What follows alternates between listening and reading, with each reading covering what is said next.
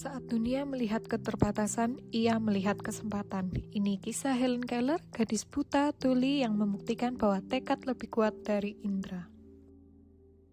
Helen Adams Keller, lahir 27 Juni 1880 di Tuscumbia, Alabama, Amerika Serikat. Namun ketika berusia 19 bulan, ia terkena penyakit serius. Demam yang tak kunjung sembuh membuatnya kehilangan penglihatan dan pendengaran. Dunia Helen pun berubah, dari dunia penuh suara dan warna menjadi sunyi dan gelap. Tanpa bisa berbicara, mendengar, atau melihat, Helen tumbuh besar dalam keheningan. Pada usia 7 tahun, datanglah seorang guru, Anne Sullivan. Awalnya, Helen menolak, sulit memahami bahwa tangan bisa berbicara.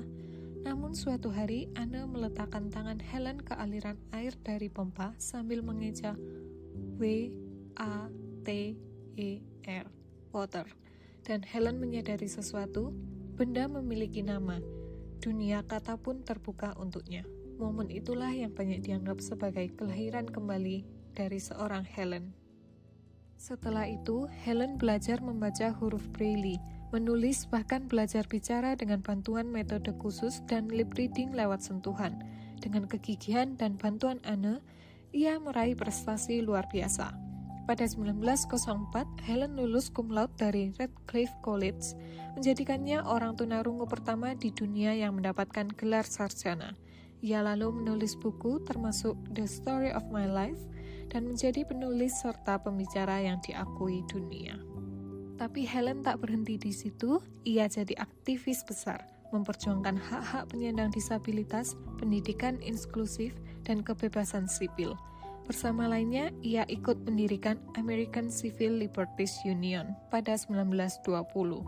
Kemudian ia keliling dunia, mengunjungi puluhan negara, menyuarakan harapan bagi yang tuli, buta, dan tertindas, membuat dunia peduli bahwa keterbatasan bukan akhir.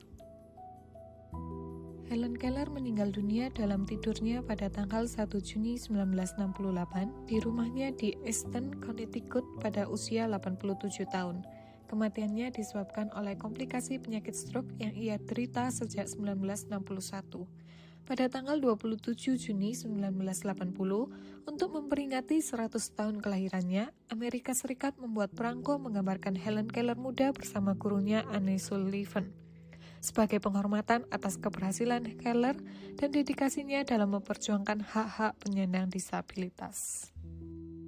Helen Keller menuntun kita untuk percaya keterbatasan tubuh bukan batas impian, dengan semangat, tekad, dan tangan yang saling